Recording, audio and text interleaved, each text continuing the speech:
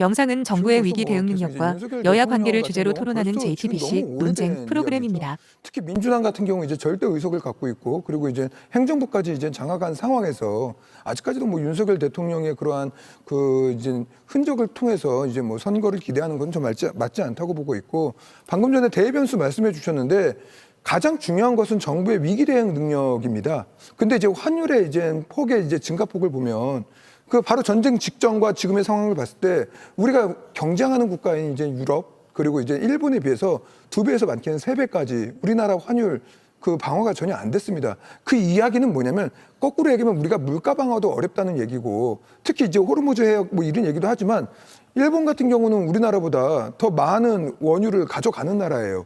호르무즈 해역을 통해서. 그런데도 불구하고 환율 방어가 전혀 되고 있지 않고 에너지 대책도 되지 않고 있기 때문에 저는 이런 문제를 지적하고 싶고요. 가장 중요한 것은 이재명 대통령의 지금 현재 상황에 있어서 민생에 대한 위기 대응 능력이 뛰어나냐? 전 그렇지 않다라고 봅니다. 모든 정책을 할 때 실현 정보를 표명했지만 실제로 갈라치기를 했고 그 결과가 어떻게 됐습니까? 전세, 월세, 강북에 있는 지역에서 단지 내 영건입니다. 아예. 나오질 않습니다. 이게 억지로 사연 있는 주택까지도 무조건 실거주해라. 그리고 전세 대출 막고 이러다 보니까는 사람들이 갈 데가 없으니까 월세 급증하게 되고 임대료 증가하게 되고 그거 자체가 이제 물가 인상 같은 건데 그뿐만입니까? 에너지 벌써 이제 우리 휘발유 2,000원 이 시대에 살고 있습니다.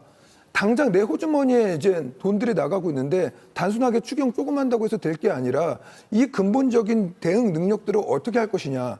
정부 여당 당연히 책임져야죠. 국정 운영의 파트너로서 과연 야당을 상대를 하고 있었는지 그들의 견제를 받았는지 그들의 의견을 청취했는지 오로지 스스로 책임을 지겠다고 다 독주를 했기 때문에 저는 가장 중요한 것이 대변수도 있지만 대통령의 위기 대응 능력이 지금까지는 좋은 평가를 받지 못하고 있다. 이게 가장 지방선거에 큰 변수가 될 거라고 봅니다. 뭐 그 부분은 여론조사의 지지율로 국민들의 판단은 시청자분들이 아실 수 있지 않을까 싶습니다. 대변인처럼 생각하시는 분들도 있지만 제가 생각할 땐 상당수의 국민들은 뭐 이재명 대통령의 위기 대응, 지금 석유 같은 경우에는 우리의 구조적인 어려움이 있죠. 90% 이상 해외에서 수입하는 에너지 해외 의존도가 엄청나게 높은 나라죠. 그러다 보니까 이 석유값이 오르게 되면 물가가 엄청나게 마른 부담이 되는 건 맞습니다. 그래서 우리가 처음으로 최고 가격까지 지금 지정제를 하고 있는 상황이고 그로 인해서 발생할 수 있는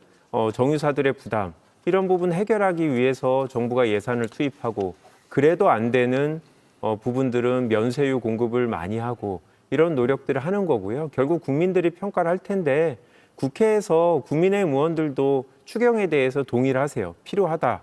다만 항목에 대해서는 서로 다른 부분이 있어서 4월 10일까지 국회 내에서 여야 간에 합의를 하고 같이 위기 대응을 하는 게 중요하다라고 생각하고 그 부분은 국민의힘이 협조해 주실 거라고 기대하고 있습니다. 예, 저 한 말씀 좀 드리겠습니다.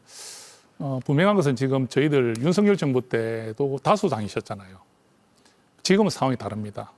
지금은 이재명 대통령의 정부와 절대 다수 의석을 가진 여당입니다. 그렇기 때문에 훨씬 더 책임감을 느끼셔야 되고 또 어떤 정책의 실패라든지 경제 위기가 오게 되면은 외부 요인을 인정한다, 이해한다 하지만 그것을 떠나서 전적으로 우리가 잘못된 부분에 대해서 국민들께 늘 이렇게 좀 죄송하다는 말씀을 가지면서 정책을 가지는 게 맞다고 생각을 하거든요. 그래서 아까 우리 이 위기가 이제 진행되는 과정에서 정부나 민주당은 지금 이게 굉장히 부담이 될 수가 있어요. 왜냐하면 현재는 지금 이렇게 뭐 지지율 높게 나오고 있지만 앞으로 2달 남은 기간 동안에 지금 우리가 이 오부제도 당장 오부제를 시행하고 위부제 시행하더라도 며칠만 지나도 불편을 느끼거든요. 이런 게 2달, 3달 이렇게 가다 보면은 반드시 정부에 대한 불만은 나오게 돼 있습니다. 그러니까 저희 야당을 대화의 파트너로 생각하고 항상 협의하고 같이 나가주는 게 좋은 거죠. 그러니까 일방적으로 독주하고 통과시키고 하는 부분들이 힘이 있을 때는 가능하지만 그것이 이제 정책의 실패로 나타났을 때는 야당은 정말 자유로운 이제 입장이 되는 거기 때문에 야당과 협조하고 되도록 같이 의논하고 합의해 나가면서 하는 그 정치가 어떻게 보면은 같이 부담을 가질 수 있는 부분이기 때문에 민주당도 앞으로 정책을 추진하는 데 있어서 소수 야당을 이렇게 인정하고 함께하는 태도를 취해줄 것을 저는 부탁드리고 싶습니다. 소수 야당은 아니죠. 백석 넘으면서 소수 야당. 소수 야당 대접을 했으니까 그런 거 아니에요. 우리가 그런 표현을 쓰잖아요. 당연히 정치는 대화를 해야 되고 대화의 상대방으로 당연히 이렇게 생각을 합니다. 그러나 어떤 개혁적인 것에 있어서 저항하는 것에 대해서는 당연히 국민의 뜻을 받들어서 이렇게 강하게 추진해야 될 것도 있는 것이라고 저는 생각을 하고요. 그런 과정이었다고 생각하는데 지금 보면 당연히 저 여당과 우리 이제 여당 입장에서 그리고 국정 운영을 담당하고 있는 대통령이나 정부 입장에서는 막중한 책임감을 가지고 저희 국회의원, 여당 국회의원 한 명 한 명도 다 그렇게 지금 생활을 하고 있습니다. 그게 지금 추경 편성도 그런 어떤 위기 극복의 어떤 일환이거든요. 그래서 그것을 할 때 이번에 추경이 왔을 때 가장 4월 10일 날 처리되면 가장 빨리 지금까지 역사상 가장 빨리 처리된다는 것 아닙니까? 그런 것도 어떤 민주당과 정부의 위기관리 능력의 일환이라고 보고요. 그리고 그동안 뭐 석유가 뭐 아랍에미리트 이런 데서 또 대체해서 가져오고 여러 가지 위기관리를 하는 능력을 충분히 보여줬기 때문에요.